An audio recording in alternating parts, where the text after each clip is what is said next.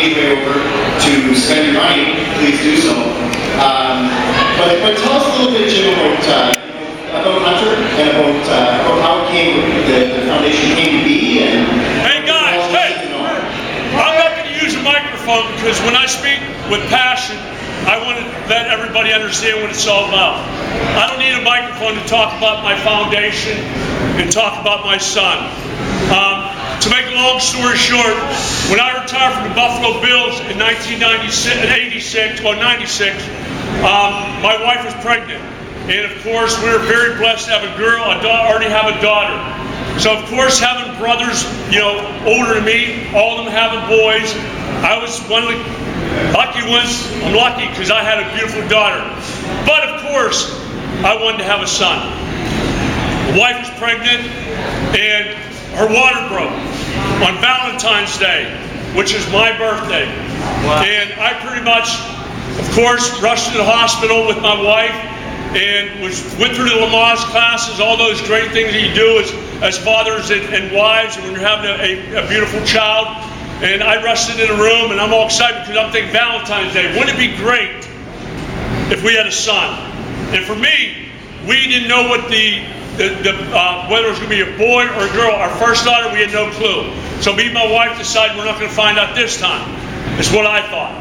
My wife, one time I did not go to the doctors with her. The doctor said, oh, by the way, is your husband here? She said, no, why? She says, would you like to know what the sex is? And my wife says, yeah. So much for her to not know it. So of course she already knew that it was going to be a boy. And once the boy came out, I was looking. And I'm like, the only thing I did was look right between the legs. I wanted to see the stick. And boy, did I see the stick. It came out, and I was pretty much, to be honest with you guys, I don't know how much more proud you can be as a father. Because the game plan was already done. The script was already written.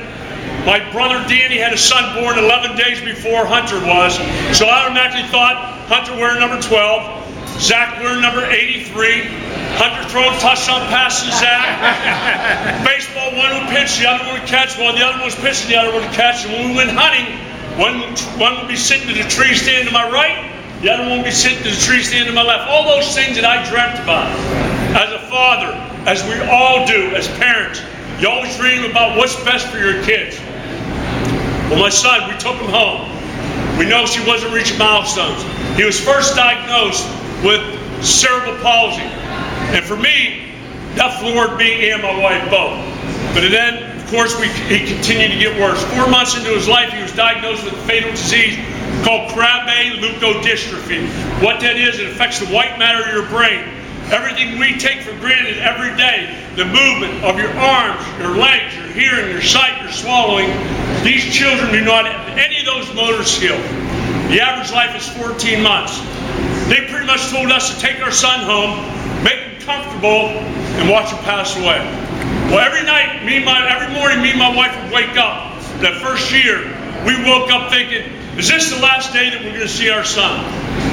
Now it was my mother-in-law who said, quit treating him like he's dying. Start treating him like he's alive. So that's what we did. We started treating our son like he was alive. We took him snowmobiling. Even though he was on oxygen 24 hours a day, he ate through a feeding tube.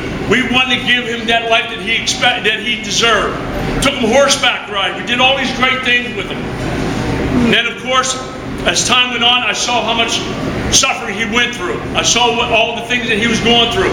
Now, when my wife and I found out that thousands and thousands of babies die every single year because they're born in the wrong state that didn't test for that particular disease, we knew we had to do something about it. We set up the foundation, Hunter's Hope, which is tonight. This is all about tonight. But for every parent out there, we all pray and dream about that healthy child. And to be honest with you, when they diagnosed my son, I was mad. I was mad at the world. I was mad at God. I was mad at anybody that came up to me and said, Jim, you're a chosen father of a little special boy because you can make a difference.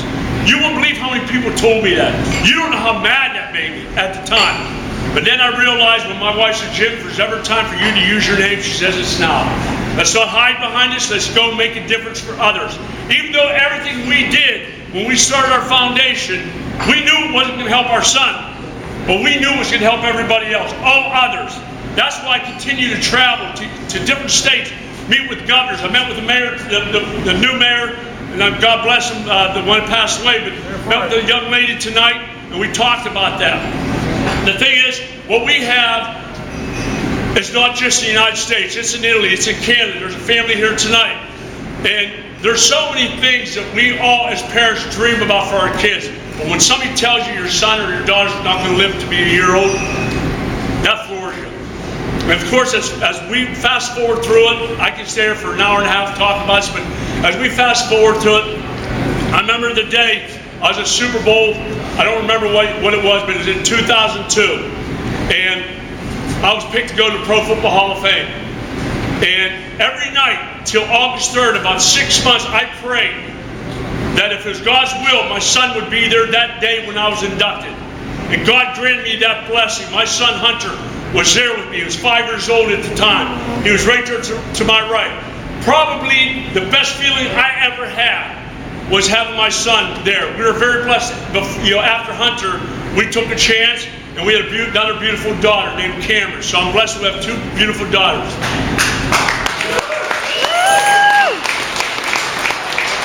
I still have no saliva, so as time went on, Hunter passed away at the age of 8 years old. He fought a battle like nobody's ever fought. And when you talk about hero, he was not only my hero, he was my soldier, he was my best friend. And there's a story before it, but I'm not going to go into detail about it because I don't know if I can get through it. But the bottom line is, after all that went through, there was times where I looked and said, you know what? I blew my shoulder out my senior year in college. I went to 4 Super Bowls in a row, didn't win them.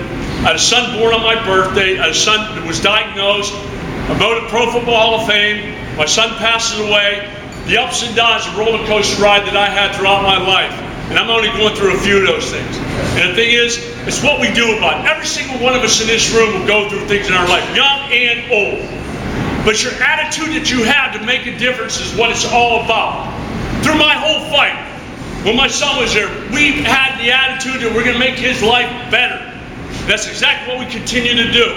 And as we went on, and me and my wife finally, times where I finally got it, that I needed to be able to walk through my front door and have my 2 daughters look at their daddy with respect. I wanted to come home and have my wife, who deserved so much, to look at me and say, I love you again. I was losing all that if I didn't change my life. And I did in 2007, I changed my life. I decided I'm going to totally devote myself to my family, to my 2 daughters, to my wife. Probably one of the best decisions I ever made. But as we continue to go through, and all those ups and downs I went through in my life, the roller coaster ride, that a lot of us probably will go through. Again, it's the attitude. And then all of a sudden, boom, I was diagnosed with cancer. They removed my whole upper jaw, and I fought hard. But my daughters and my wife were there every step of the way. The cancer was taken care of. A year later, it came back, and it came back with a vengeance. I was in the hospital, and this is the part I hope everybody realizes when you go to visit people. When I was in the hospital, I really didn't know how bad it was. I knew people would say, well, do you know how bad? No, I don't, and I really don't want to know. But the thing is, that's what I said early on. We were doing a show for Today's Show back in Buffalo after I was diagnosed with my cancer the 2nd time. And I heard my brother talking to the reporter. He said, so how bad was your brother? And he didn't know I was listening. And he said they gave him less than a 10% chance of living. And when I heard that, I confronted my brother. I go, are you kidding me? Why didn't you tell me that? He goes, Jim, well, if you really wanted to know, and I thought about it, I go, you're right, I probably did. He said, the way you were fighting and the way your family was, we didn't want to tell anybody.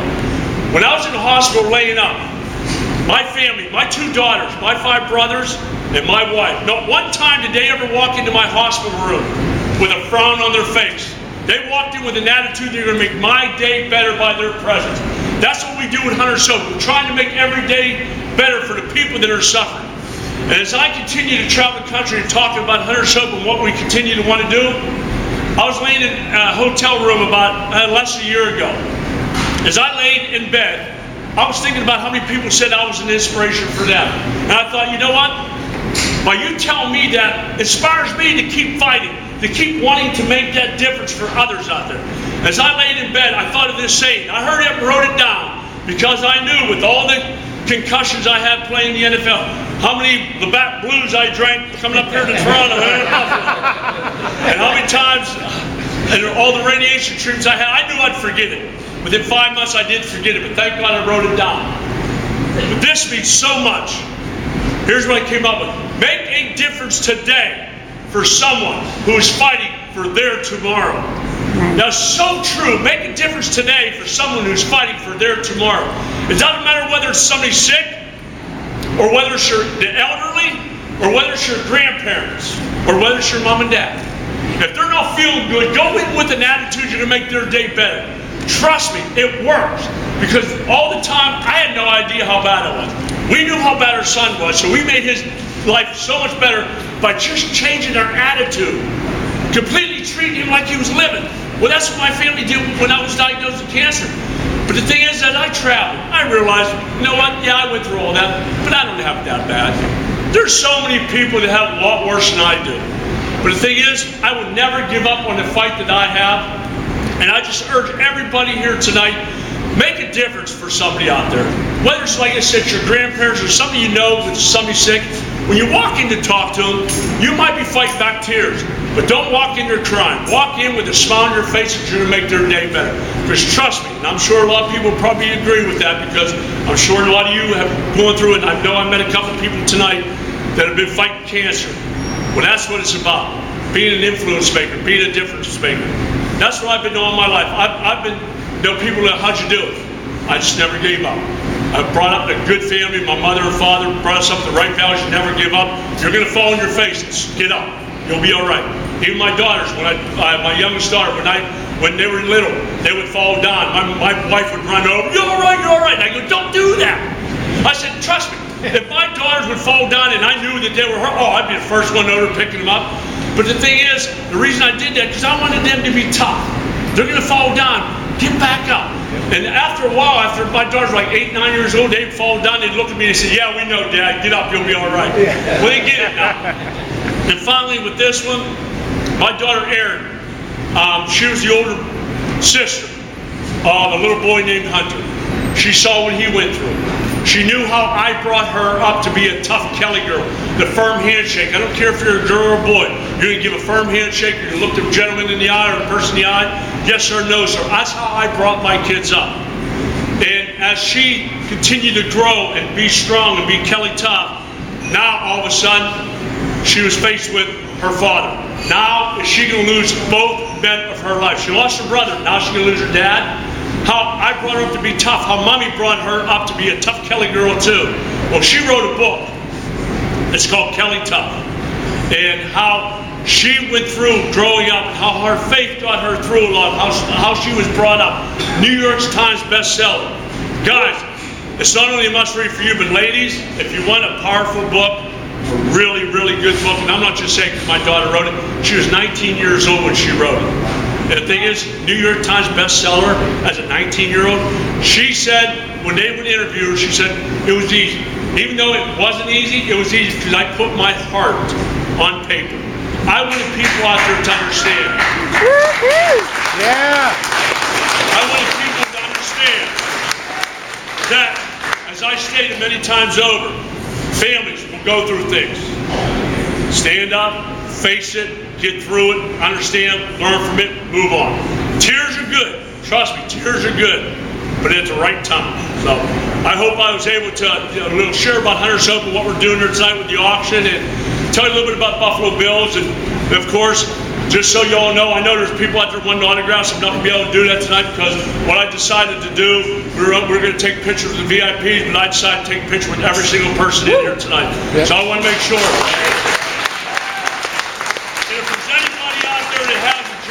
Football, send it to my office. I'll send it back free of charge because I know that's a big part of life now. But just say you were here at this thing tonight. I'll send it back to you and I'll send a picture with it. But I just want to when you leave here tonight, to hopefully I made an impression for you to make a difference in somebody's life when you leave here tonight, whether it's tomorrow or next week, whatever the case may be. Absolutely. Thank you. Absolutely.